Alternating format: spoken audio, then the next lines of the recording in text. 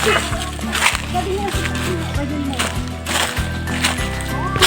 to nature. Hey, we have the mountains. We have the rice field.